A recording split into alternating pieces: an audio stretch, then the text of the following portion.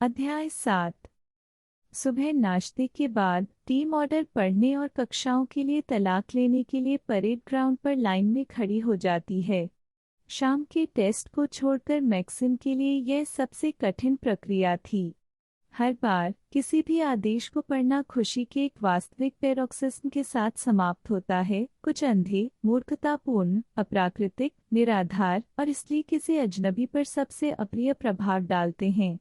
Maxim ने खुद को इस अचानक पागलपन के लिए अपनी अनैच्छिक घृणा को दबाने के लिए मजबूर किया, जिसने कमांडर से लेकर अंतिम उम्मीदवार तक पूरी ब्रिगेड को कवर किया। उसने खुद को राजी किया कि वह गार्ड से ब्रिगेड कार्यालय की गतिविधियों पर इतना ध्यान नहीं दे सकता। उसने एक विदेशी और एक अजनबी के संदेह के लिए खुद को डांटा, खुद को प्रेरित करने की कोशिश की, मानसिक रूप से जोर देकर कहा कि कठिन परिस्थितियों में ऐसे विस्फोट सामूहिक उत्साह केवल लोगों के सामंजस्य, उनकी सर्वसम्मति और खुद को पूरी तरह से समर्पित करने की उनकी इच्छा के बारे में कहता है सामान्य कारण। लेकिन यह उनके लिए बहुत मुश्किल था।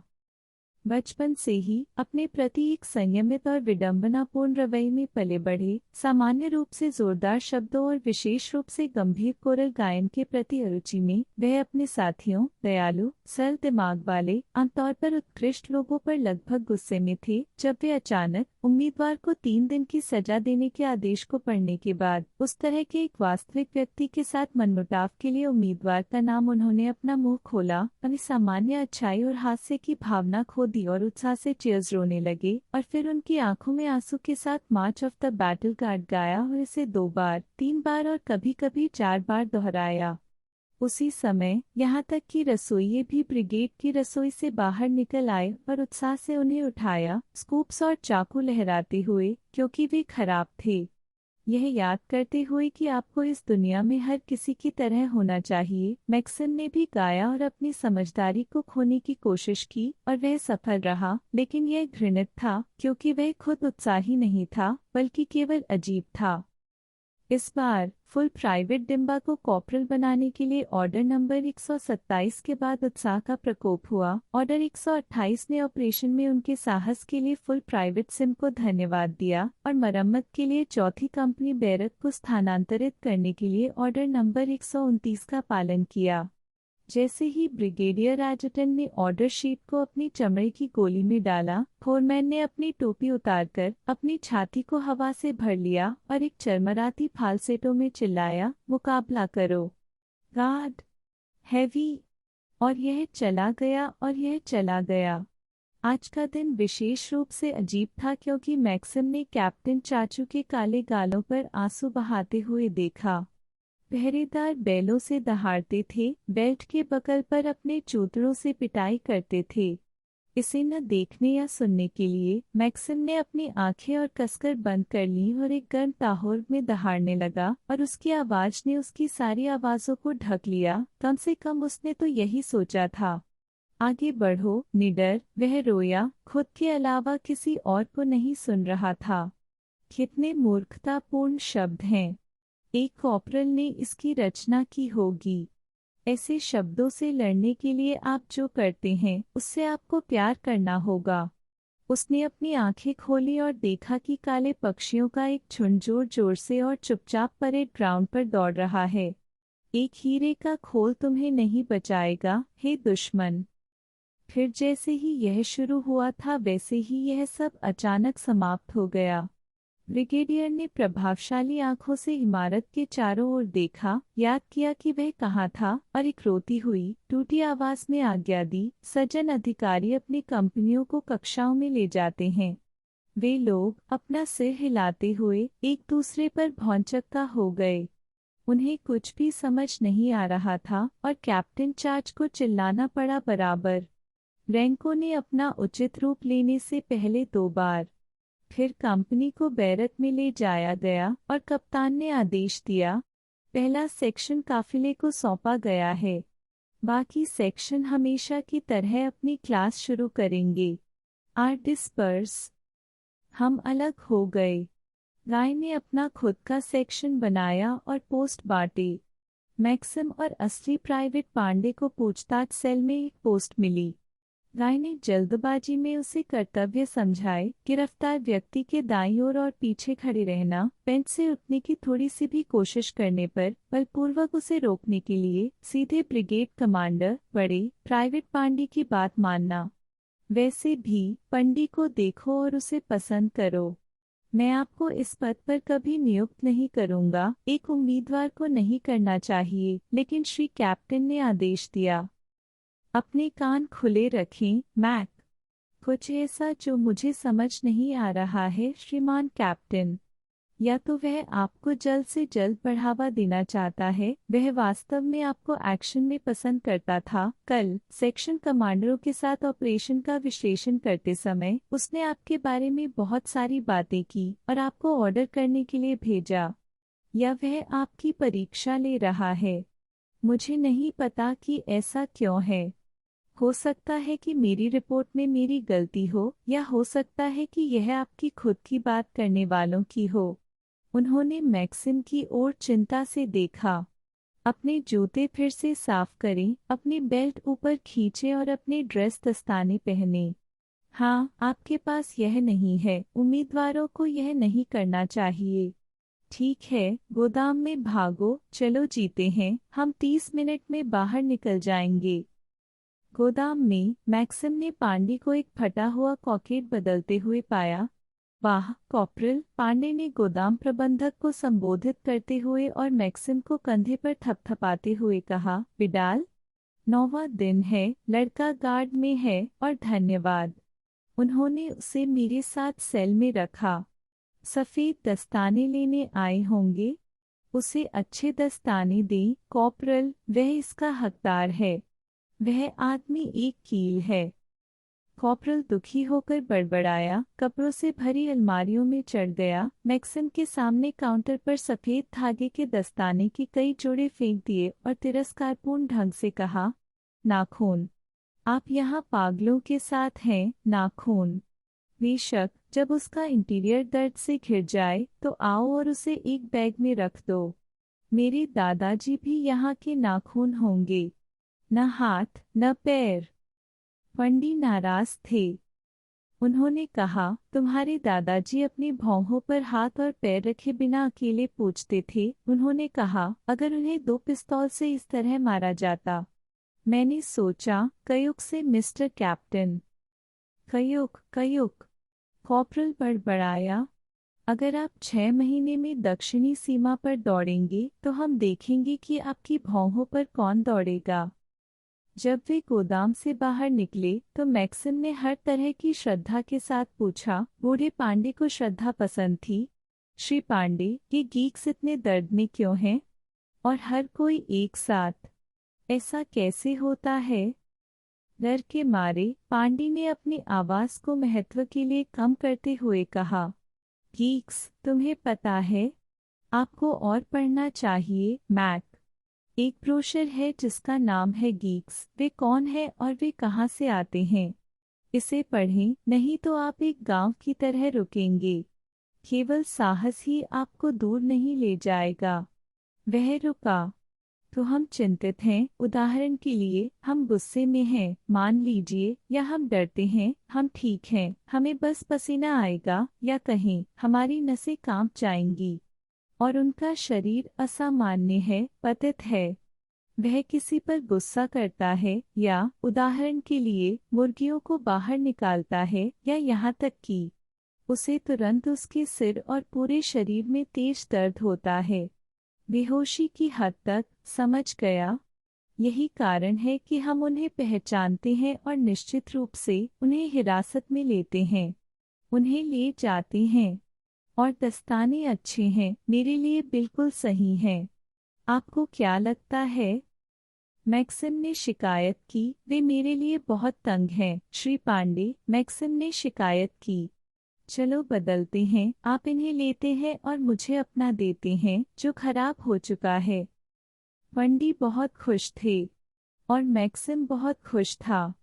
और अचानक उसे याद आया कि फंक अपनी कार में झुलस रहा था, दर्द में गाड़ी चला रहा था, और गश्ती गार्ड द्वारा उसे उठा लिया गया था। फंक को किस बात का डर लग सकता था? और वह वहां पर पागल कौन हो सकता है? आखिरकार वह चिंतित नहीं था, वह चुपचाप गाड़ी चला रहा था, सीटी बजा रहा था। वह वास्तव में कुछ चाहता था, शायद धूम्रपान करने के लिए। हालांकि क्या उसने मुड़कर एक गश्ती कार देखी, या वह उसके बाद था? हाँ, वह जल्दी में था और वेन सड़क को रोक रही थी। शायद वह पागल हो गया। नहीं, मैं क्या बना रहा हूँ? आप कभी नहीं जानते कि लोगों को किस तरह के दौरे पड़ते हैं, और उसे दुर्घटना के लिए हिरासत में लिया गया था। हालांकि मुझे आश्चर्य है कि वह मुझे कहाँ ले गया और वह कौन है। फंक मिलना चाहिए। उसने अपने जूते पॉलिश किए, बड़े दर्पण के सामने खुद को साफ किया, अपनी गर्दन के चारों ओर एक बंदूक लटका दी, फिर से आईने में देखा और फिर गाय ने उसे बनाने का आदेश दिया। सावधानी से सभी को देखने और अपने कर्तव्यों के बारे में जानकारी की जांच करने के बाद गाय रिपोर्ट करने के लिए कंपनी के कार्यालय की ओर भागा। जब वह दूर था, पहरेदारों ने साबुन बजाया, एक सैनिक के जीवन की 3 कहानियां सुनाई जिन्हें मैक्सिम कुछ विशिष्ट भावों से अनभिज्ञ होने के कारण समझ नहीं पाया। फिर मैक्सिम को यह बताने की जहमत उठाई कि वह इतना मोटा कहाँ है। यह अनुभाग में एक आम मजाक बन गया था और उसे एक स्मारिका के रूप में एक ट्यूब में कुछ सिक्कों को रोल करने के लिए कहा। फिर कैप्टन चाचू गाय के साथ कार्यालय से चले गए। उन्होंने सभी को सावधानी से देखा, दूर चले गए, गाय से कहा, एक सेक्शन का नेतृत्व करो कॉर्पोरल, और वह अनुभाग मुख्यालय की ओर जाता है। मुख्यालय में कप्तान ने असली प्राइवेट पांडे और उम्मीदवार सिम को उनके पीछे आने का आदेश दिया और गाय दूसरों को ले गई। उन्होंने कसकर पर्दे वाली खिड़कियों वाले एक छोटे से कमरे में प्रवेश किया जिसमें तंबाकू और कोलोन की गंध आ रही थी। दूर तक एक विशाल खाली मेज थी। मेज के चारों ओर मुलायम कुर्सियां रखी हुई थी और दीवार पर एक गहरे रंग की पेंटिंग थी जिसमें एक प्राचीन युद्ध को दर्शाया गया था। घोड़े, तंग वर्दी, नग्न कृपाण और बहुत सारा सफेद धुआं। मेज से 10 कदम की दूरी पर और दरवाजे के दाईं ओर मैक्सिम ने एक छिद्रित सीट के साथ एक लोहे का स्टूल देखा। स्टूल के पैरों को मोटे बोल्टों से फर्श पर चिपका दिया गया था। उठो, कप्तान ने आज्ञा दी। आगे बढ़कर मेज पर बैठ गया। पांडे ने ध्यान से मैक्सिम को दाईं ओर और स्टूल के पीछे रखा। बाईं ओर खड़े होकर ध्यान से फुसफुसाए, और वह और मैक्सिम जम गए। कप्तान अपने पैर पर पैर रखकर बैठ गया, धूम्रपान किया और गार्ड की ओर उदासीनता से देखा। वह बहुत उदासीन था, लेकिन मैक्सिम को स्पष्ट रूप से लगा कि कप्तान उसे और केवल उसे करीब से देख रहा है। फिर पांडे की पीठ के पीछे दरवाजा खुल गया। पांडे तुरंत 2 कदम आगे बढ़े, एक कदम दाईं ओर और एक कदम बाईं ओर। मैक्सिम ने भी झटका दिया, लेकिन उसे एहसास हुआ कि वह सड़क पर नहीं था और यह बात उस पर लागू नहीं हुई, इसलिए उसने बस अपनी आंखें मूंद ली। आखिरकार इस वयस्क खेल के बारे में कुछ संक्रामक था, इसकी आदिम प्रकृति और एक बसे हुए द्वीप की दुर्दशा में इसकी स्पष्ट अप्रासंगिकता के बावजूद। कप्तान एस्ट्रे में अपनी सिगरेट बुझाते हुए उठ गया और अपनी ऊंची एड़ी के जूते के एक हल्के क्लिक के साथ फोरमैन, नागरिक कपड़ों में एक अजनबी और एक ब्रिगेडियर एडजुटेंट का अभिवादन किया, जिसके हाथ के नीचे एक मोटा फोल्डर था, मेज पर चल रहा था। फोरमैन बीच में मेज पर बैठ गया। उसका चेहरा खट्टा और असंतुष्ट था और उसने अपनी उंगली अपने सिले हुए कॉलर के नीचे रख दी, उसे वापस खींच लिया और अपना सिर घुमाया। एक नागरिक, सादा छोटा आदमी जो बुरी तरह मुंडा हुआ था, जिसका चेहरा पीला पड़ गया था, चुपचाप उसके बगल में बैठ गया। ब्रिगेडियर एडजुटेंट ने बिना बैठे फाइल खोली और कागजों को छांटना शुरू कर दिया। उनमें से कुछ को फोरमैन को सौंप दिया। पांडे थोड़ा हिचकिचाते हुए उसी स्पष्ट हरकतों के साथ अपने स्थान पर लौट आया। वे मेज पर धीरे से बात कर रहे थे। क्या आप आज मीटिंग में होंगे, चाचू? फोरमैन ने पूछा। एक नई सिगरेट पीने के बाद कप्तान ने जवाब दिया, मैं व्यस्त हूँ। व्यर्थ में? आज वहाँ एक बहस चल रही है, हमें इसका एहसास बहुत देर से हुआ। मैं इस बारे में पहले ही बोल चुका हूँ। सबसे अच्छे तरीके से नहीं, सिविलियन कैप्टन ने धीरे से कप्तान से कहा। इसके अलावा परिस्थितियां बदल रही हैं, राय बदल रही हैं। कप्तान ने सूखापन से कहा, हमारे गार्ड में ऐसा नहीं है। सच में सज्जनों, फोरमैन ने मनमौजी आवाज में कहा, चलो आज बैठक में मिलते हैं। मैंने सुना है कि ताजा झींगा लाया गया है। एडजुटेंट ने कागजों के माध्यम से लगातार गपशप करते हुए कहा। बियर के साथ, है ना? कैप्टन उनके सिविलियन कपड़ों से उनका साथ दिया। नहीं सज्जनों, कैप्टन ने कहा। मेरी एक राय है और मैं इसे पहले ही व्यक्त कर चुका हूँ। जहाँ तक बियर की बात है। उन्होंने कुछ और जुड़ा जो समझ से बाहर था। पूरी कंपनी हंसी और कैप्टन चाचू खुश होकर अपनी कुर्सी पर वापस बैठ गए। फिर एडजुटेंट ने कागजों को खंगालना बंद कर दिया, फोरमैन के पास झुक गया और उससे कुछ फुसफुसाया। ब्रिगेडियर जा रहा था। एडजुटेंट बैठ गया और बोला, मानो किसी लोहे के स्टूल को संबोधित कर रहा हो। नोले रेनाडो। पांडे ने दरवाजे को धक्का दिया, बाहर झुक गए और जोर से दालान में घुसने लगे। नोले रेनाडो। दालान में आवाजाही थी और एक बुजुर्ग, अच्छे कपड़े पहने लेकिन उखड़ गया और गुस्से में आदमी कमरे में दाखिल हुआ। उसके पैर थोड़े मुड़े हुए हैं। पांडे ने उसे कोहनी से पकड़कर स्टूल पर लिटा दिया। दरवाजा क्लिक किया गया और बंद हो गया। उस आदमी ने जोर से अपना गला साफ किया, अपने हाथों को अपने घुटनों पर रख दिया और गर्व से अपना सिर उठाया। आह!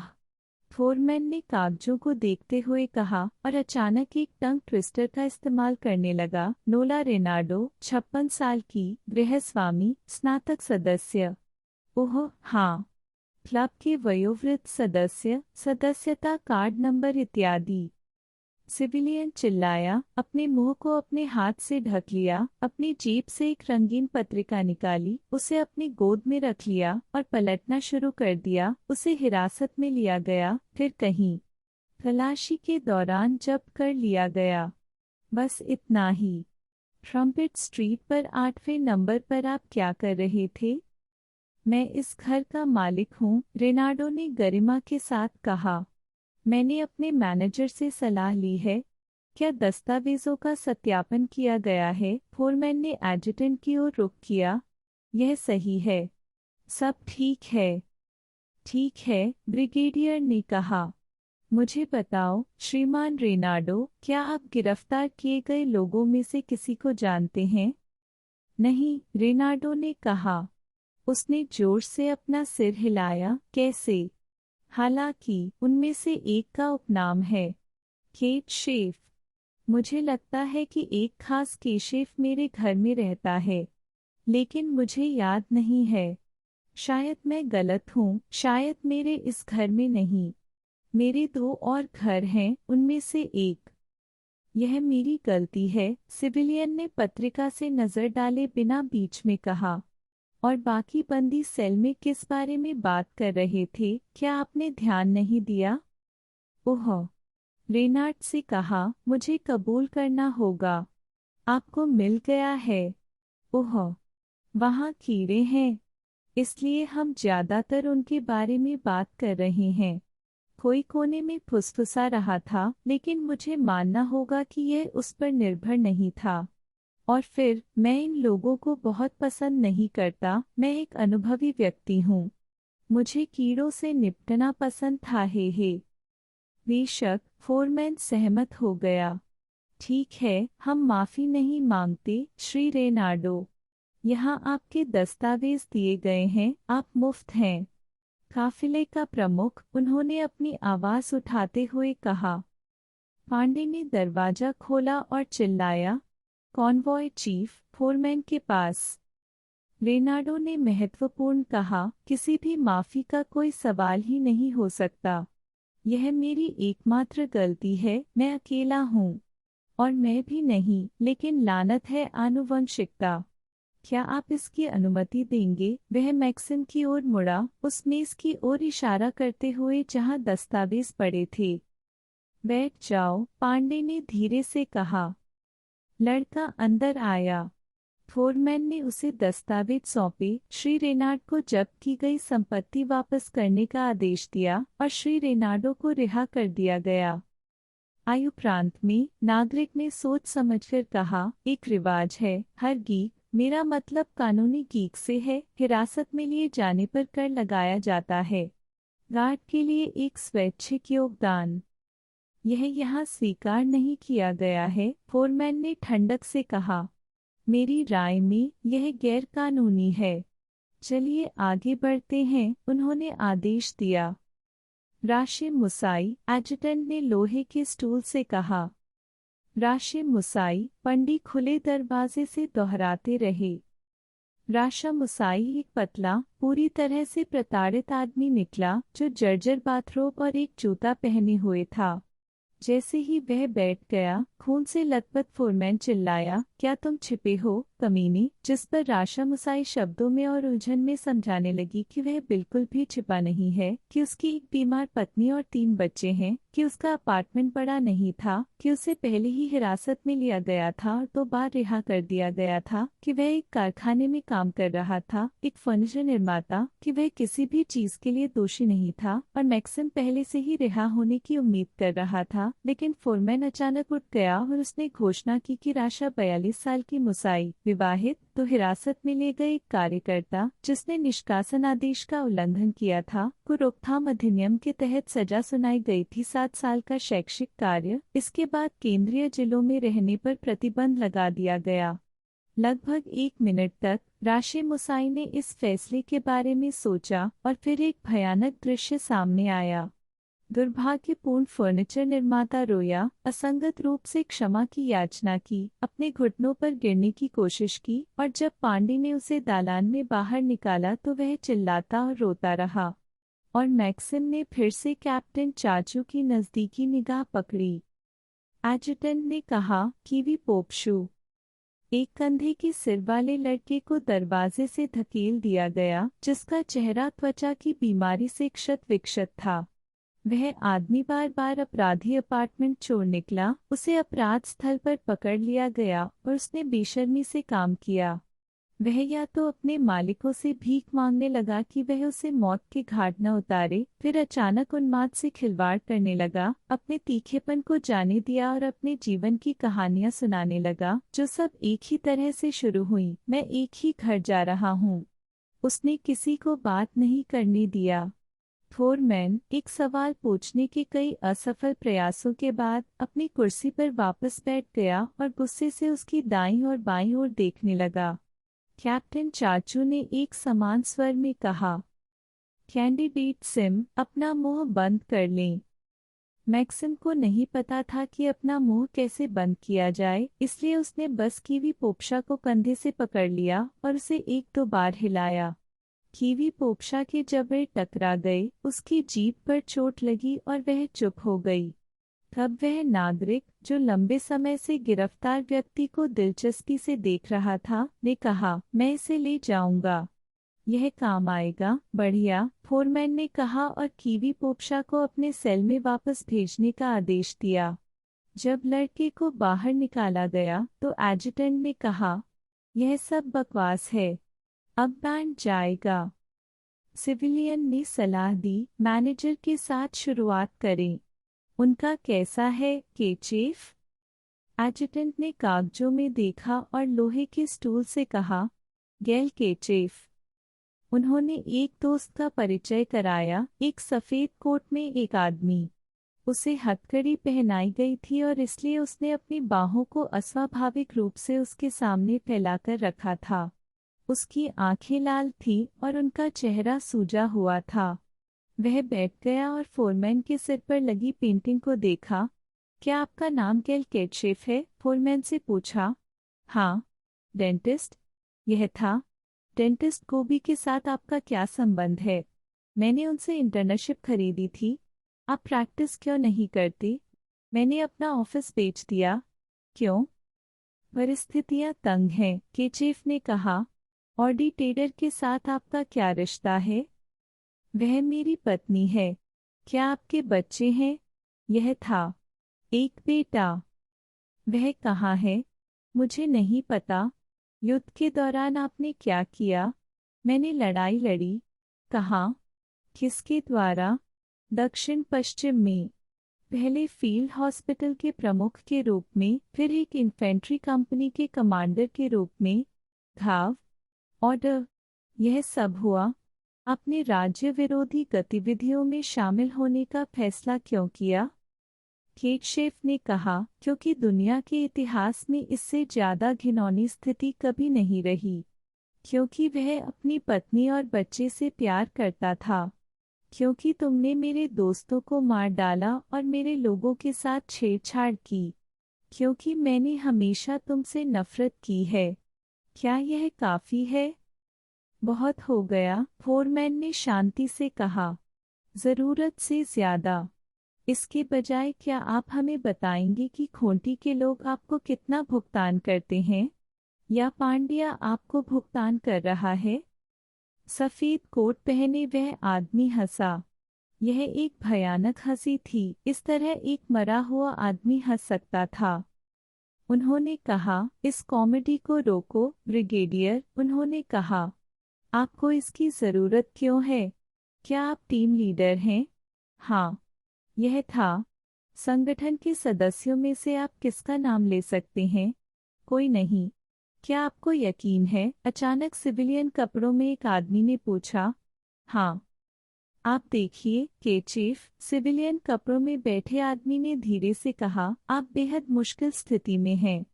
हम आपके बैंड के बारे में सब कुछ जानते हैं। हम आपके समूह के कनेक्शन के बारे में एक या दो बातें भी जानते हैं। आपको यह समझना चाहिए कि हमें यह जानकारी किसी से मिली है और अब यह हम पर निर्भर करता है कि उस व्यक्ति का नाम केटशेफ होगा या कुछ और। केचेफ अपना सिर नीचे करके चुप रहा। आप, कैप्टन चाचू क्रोधित हो गए, आप एक पूर्व सैन्य अधिकारी। क्या आप समझते हैं कि आपको क्या पेशकश की जा रही है? जीवन नहीं, नरसंहार। सम्मान की बात है। केचेफ फिर हंसा, खांसा, लेकिन कुछ नहीं कहा। मैक्सिम को लगा कि यह आदमी किसी भी चीज से नहीं डरता। कोई मौत नहीं, कोई शर्म नहीं। वह पहले ही इससे गुजर चुका है। वह पहले से ही सोचता है कि वह मर चुका है और शर्मिंदा है। ब्रिगेडियर ने सिविलियन कपड़ों को देखा। उसने अपना सिर हिलाया। फोरमैन ने अपने कंधे उचकाए, खड़े हुए और घोषणा की कि 50 वर्षीय गैल केटशे, जो एक विवाहित दंत चिकित्सक हैं, को सार्वजनिक स्वास्थ्य अधिनियम के तहत विनाश की सजा सुनाई जा रही है। सजा के निष्पादन की अवधि 48 घंटे है। यदि सजा सुनाया गया व्यक्ति गवाही देने के लिए सहमत हो जाता है तो सजा को बदला जा सकता है। जब केटशेफ को बाहर निकाला गया तो फोरमैन ने बेतरतीब ढंग से नागरिक से कहा, मैं तुम्हें नहीं समझता। मुझे लगता है कि वह बात करने के लिए पूरी तरह तैयार थे। एक सामान्य वक्ता, आपके अपने वर्गीकरण के अनुसार। मुझे समझ नहीं आया। नागरिक हंसा, इसलिए, दोस्त, आप ब्रिगेड की कमान संभालते हैं और मैं घर पर हूँ। वैसे भी, फोरमैन ने नाराज होकर कहा। टीम लीडर दार्शनिक बनने की कोशिश करता है। मुझे समझ नहीं आया। दोस्त, उस नागरिक ने कहा, क्या तुमने कभी एक दार्शनिक मरे हुए आदमी को देखा है? ओह, बकवास, लेकिन फिर भी, शायद आपने इसे देखा है, फोरमैन से पूछा। हाँ, अभी, सिविलियन ने जोर जोर से कहा। और ध्यान रहे, यह पहली बार नहीं है। मैं जिंदा हूँ, वह मर चुका है। हमें किस बारे में बात करनी चाहिए? तो ऐसा लगता है कि वर्गलिबेन के पास यह है। कैप्टन चाचू अचानक उठे, मैक्सिम के करीब आए और नीचे से ऊपर की ओर उनके चेहरे पर फुसफुसाए। आप कैसे हैं, उम्मीदवार? तुम कहाँ देख रहे हो? स्मिर्ना। आंखें तुम्हारे सामने हैं। अपनी आंखों से इधर उधर मत भागो। कुछ सेकंड के लिए उसने शोर से सांस ली और मैक्सिम की ओर देखा। उसके शिष्य संकुचित हो रहे थे और बेतहाशा फैल रहे थे। फिर अपने घर लौट आया और एक सिगरेट जलाई। ठीक है, एडजुटेंट ने कहा। केवल एक चीज बची है, वह है ओडी टेडर, मेमो ग्रामेनो और 2 अन्य जिन्होंने खुद को पहचानने से इनकार कर दिया। चलिए उनसे शुरू करते हैं, सिविलियन ने सुझाव दिया। उन्हें कॉल करें। एडजुटेंट ने कहा, 73 नंबर 13 है। 73 से 13 नंबर अंदर आए और एक स्टूल पर बैठ गए। उसे हथकड़ी भी पहनाई गई थी, हालांकि उसकी एक भुजा कृत्रिम थी। एक सूखा, शराबरक आदमी जिसके होठों में दर्द से मोटे होंठ थे जो काटने से सूज गए थे। आपका नाम क्या है? फोरमैन से पूछा। कौन सा? एक हथियारबंद आदमी ने खुशी से पूछा। मैक्सिम भी काम गया। उसे यकीन था कि एक हथियारबंद आदमी चुप रहेगा। क्या आपके पास उनमें से बहुत सारे हैं? फिर असली का नाम बताइए। मेरा असली नाम नंबर 73-13 है। अक केट शेफ के अपार्टमेंट में आप क्या कर रहे थे? वह बेहोश हो रहा था। FYI, मैं इसमें बहुत अच्छा हूँ। क्या आप चाहते हैं कि मैं आपको दिखाऊं?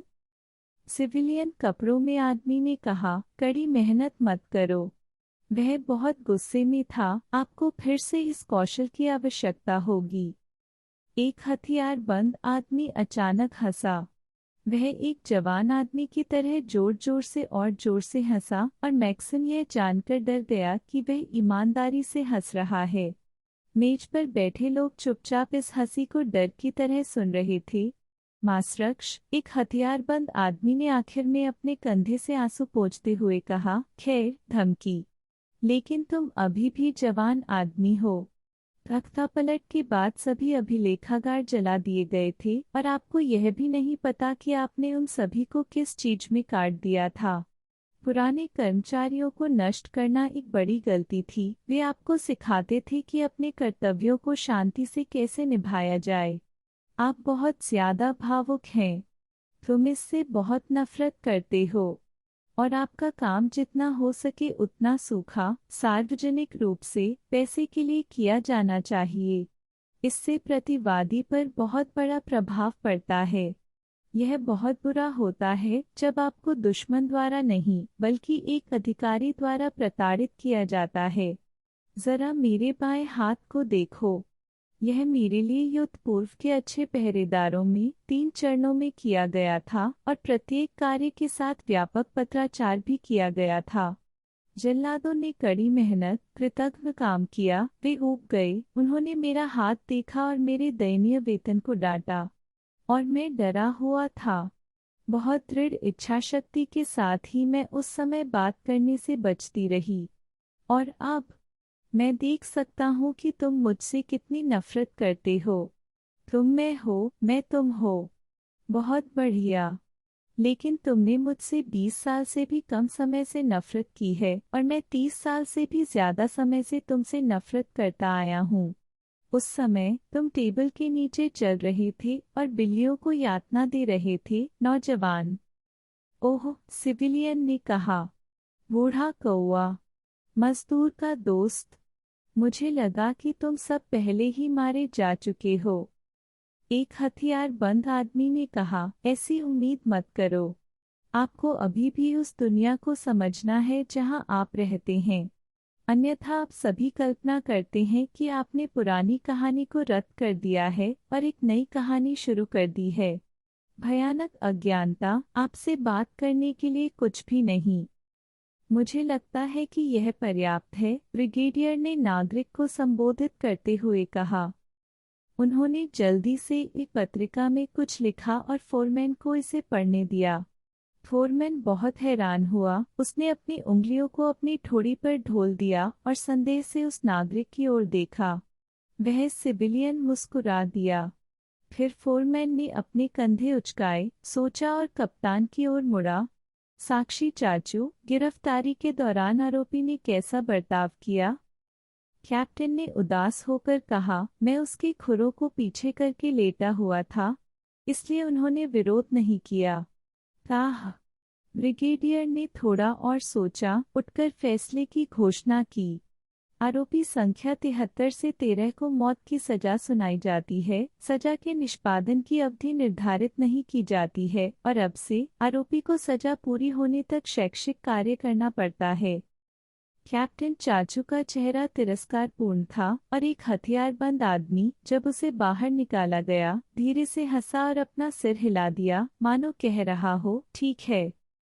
फिर 73 से 14 नंबर दर्ज किया गया। यह वही व्यक्ति था जो फर्श पर चिल्लाया था।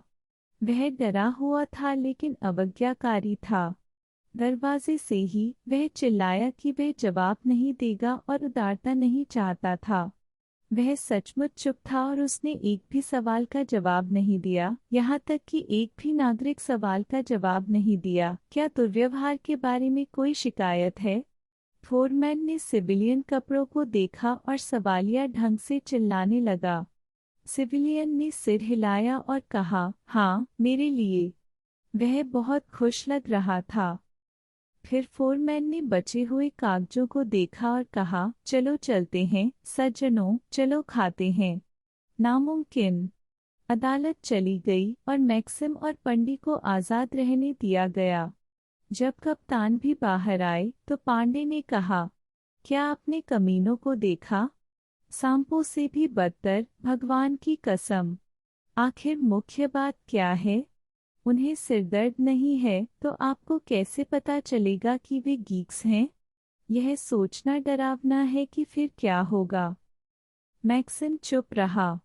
वह बात नहीं करना चाहता था। दुनिया की वह तस्वीर जो एक दिन पहले इतनी तार्किक और अलग लगती थी, अब धुंधली हो गई है और उसने अपना आकार खो दिया है। हालांकि पांडे को लाइनों की जरूरत नहीं थी। अपने दस्ताने उतारने के बाद, ताकि वे गंदे न हों, उन्होंने अपनी जेब से एक कैंडी बैग निकाला, मैक्सिम को उनके साथ पेश किया और उन्हें बताना शुरू किया कि उन्हें इस पोस्ट से कितनी नफरत है। सबसे पहले, गीक से संक्रमित होना डरावना था। दूसरे, उनमें से कुछ ने एक हथियारबंद व्यक्ति की तरह इतनी बेशर्मी से काम किया कि उनमें गर्दन से टकराने की ताकत नहीं थी। एक बार उन्होंने इसे इस तरह से झेला और फिर उन्होंने इसे दे दिया। एक उम्मीदवार के रूप में उन्हें लगभग पदावनत कर दिया गया था। कप्तान की बदौलत मैंने इसका बचाव किया। उन्हें केवल 20 दिनों के लिए कैद किया गया था और बिना बर्खास्तगी के एक और 40 दिन जेल में रखा गया था। मैक्सिम ने कैंडी चूसा, आधे अधूरे मन से सुना और चुप रहा। नफरत है, उसने सोचा। वे इनसे नफरत करते हैं, ये उनसे नफरत करते हैं। किस लिए? सबसे घिनौना राज्य। क्यों? उसे यह कहाँ से मिला? लोगों के साथ छेड़छाड़ की गई। कैसे? इसका मतलब क्या हो सकता है? और यह नागरिक? वह अत्याचार की बात नहीं कर सकता। बहुत समय पहले की बात है, मध्य युग की बात है। हालांकि फांसीवाद। हाँ, मुझे याद है, न केवल मध्यम आकार के लोगों में। क्या यह फांसीवादी राज्य हो सकता है? मांसरक्ष। फांसीवाद क्या है? आक्रामकता, नस्ल सिद्धांत। गिल्टर। नहीं, गिलमर। हाँ, नस्लीय श्रेष्ठता का सिद्धांत, सामूहिक विनाश, नरसंहार, दुनिया की जब्ती। राजनीतिक झूठ, राज्य झूठ। मुझे यह अच्छी तरह याद है, इसने मुझे सबसे ज्यादा चकित किया। लेकिन मुझे नहीं लगता कि यह यहाँ है। क्या गाय फैशिस्ट है? और राडा? नहीं, यह अलग बात है। युद्ध के परिणाम, कठिन परिस्थिति के परिणाम स्वरूप नैतिकता की स्पष्ट क्रूरता। बहुसंख्यक अल्पसंख्यक विरोध को दबाने की कोशिश करते हैं। मौत की सजा, दंडात्मक दास्ता। यह मेरे लिए घृणित है, लेकिन यह अन्यथा कैसे हो सकता है? और विपक्ष वास्तव में क्या है? हाँ, वे मौजूदा व्यवस्था से नफरत करते हैं। लेकिन वे वास्तव में क्या करते हैं? इसके बारे में एक शब्द भी नहीं कहा गया। अजीब। जैसे कि न्यायाधीशों ने पहले से ही आरोपी के साथ साजिश रची थी और प्रतिवादियों के पास इसके खिलाफ कुछ भी नहीं है। खैर, यह बहुत मिलता जुलता दिखता है। आरोपी एंटी बैलिस्टिक सुरक्षा प्रणाली को नष्ट करने की कोशिश कर रहे हैं। न्यायाधीश इस बारे में अच्छी तरह से जानते हैं और आरोपी जानते हैं कि न्यायाधीश इस बारे में अच्छी तरह से जानते हैं। हर कोई आश्वस्त रहता है, इस बारे में बात करने के लिए कुछ भी नहीं है और जो कुछ बचा है वह रिश्ते को औपचारिक रूप देना है। एक को नष्ट करो, दूसरे को शिक्षित करने के लिए 1/3 को किसी कारण से इस नागरिक ने अपने कब्जे में ले लिया।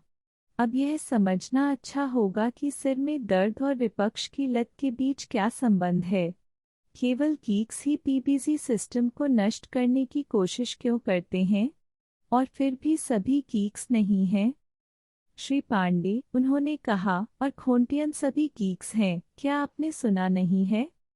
पांडे ने गहराई से सोचा। उन्होंने आखिरकार कहा, आप कैसे समझते हैं? उन्होंने आखिर में कहा, हम मुख्य रूप से आंतरिक मामलों के बारे में बात कर रहे हैं, गीक्स के बारे में, जो शहरी और जंगली दोनों हैं, जो दक्षिण में हैं। और होंटी में क्या है, या मान लीजिए कहीं और, शायद यही वह है जो सेना के जवान प्रशिक्षण ले रहे हैं। मुख्य बात जो आपको जाननी चाहिए वह यह है कि खोंटी लोग हमारे राज्य के सबसे खराब बाहरी दुश्मन हैं।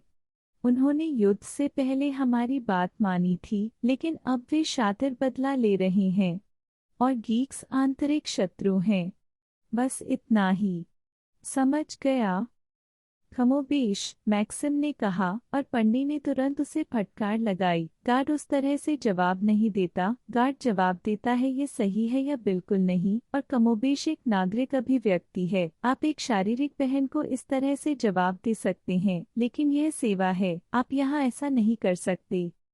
वह शायद लंबे समय तक शेखी बघाड़ता, विषय कृतज्ञ था, उसके दिल के करीब था, और श्रोता चौकस और सम्मानजनक था। लेकिन फिर सज्जन अधिकारी वापस लौट आए।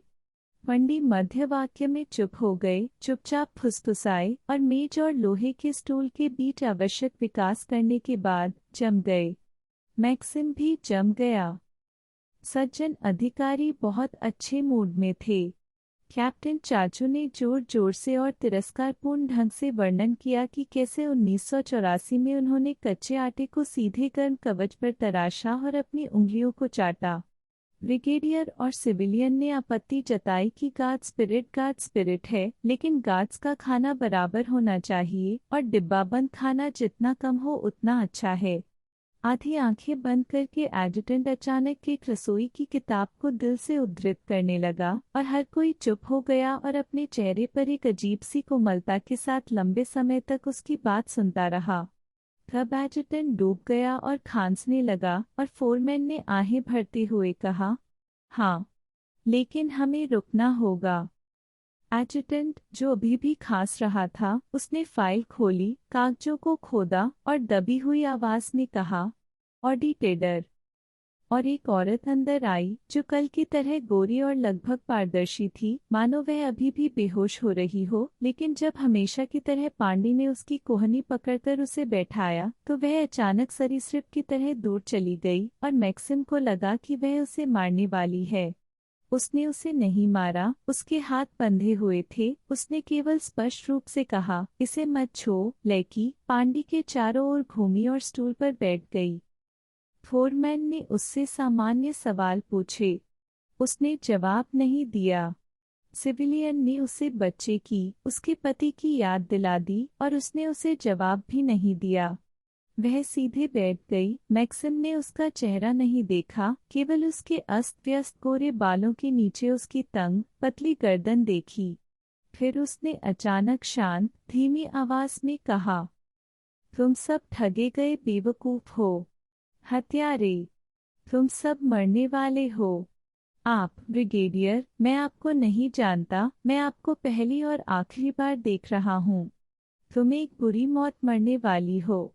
दुर्भाग्य से मेरे हाथों में नहीं, बल्कि एक बहुत ही बुरी मौत में। और आप, सिक्योरिटी जर्क, मैंने तुम्हारे जैसे 2 लोगों को अकेले मार डाला।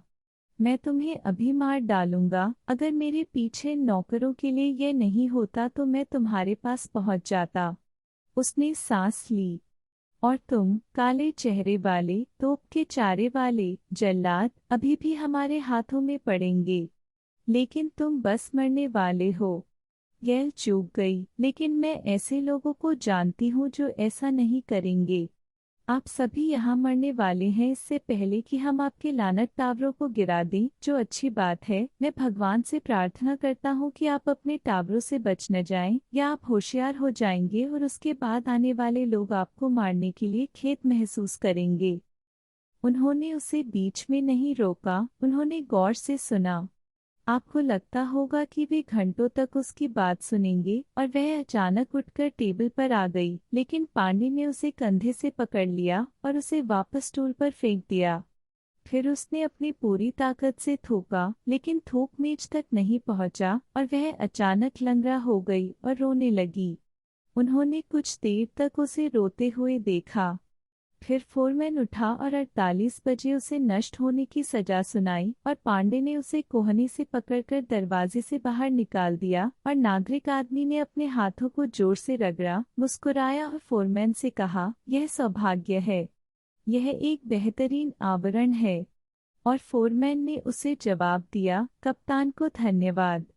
और कैप्टन चाचू ने सिर्फ भाषाएं कहा और हर कोई चुप हो गया। फिर एडजुटेंट ने मेमो ग्रामीना को बुलाया और वे समारोह में बिल्कुल भी खड़े नहीं हुए। यह वह व्यक्ति था जिसने दालान में गोली मारी थी। उसके लिए सब कुछ स्पष्ट था। जब उसे गिरफ्तार किया गया तो उसने सशस्त्र प्रतिरोध की पेशकश की और उससे सवाल भी नहीं पूछे गए। वह एक स्टूल पर बैठ गया, भारी और कुबड़ लगा हुआ था, और जब फोरमैन ने उसे मौत की सजा पढ़ी तो उसने उदासीनता से छत की ओर देखा, अपने दाहिने हाथ को बच्चे की देखभाल करते हुए जिसकी मोच वाली उंगलियां चीर में लिपटी हुई थीं। मैक्सिम को अप्राकृतिक शांति की भावना महसूस हुई, किसी तरह का व्यावसायिक आत्मविश्वास। जो कुछ हो रहा था उसके प्रति उदासीनता महसूस हुई, लेकिन वह अपनी भावनाओं को समझ नहीं पाया। रामन को अभी तक बाहर नहीं निकाला गया था और एडजुटेंट को कागजात को फोल्डर में रखने से राहत मिली। फोरमैन ने आदेश प्रक्रिया के बारे में नागरिक कपड़ों से बात करना शुरू कर दिया, और कैप्टन चाचू ने पांडे और मैक्सिम से संपर्क किया और उन्हें जाने का आदेश दिया। मैक्सिम ने अपनी पारदर्शी आंखों में मजाक और धमकी को स्पष्ट रूप से देखा, लेकिन वह इसके बारे में सोचना नहीं चाहता था। एक अजीब सी जिज्ञासा और करुणा के साथ उसने उस आदमी के बारे में सोचा जो एक औरत को मारने वाला था। यह भयानक था, यह असंभव था, लेकिन अगले 48 घंटों में किसी को ऐसा करना पड़ा।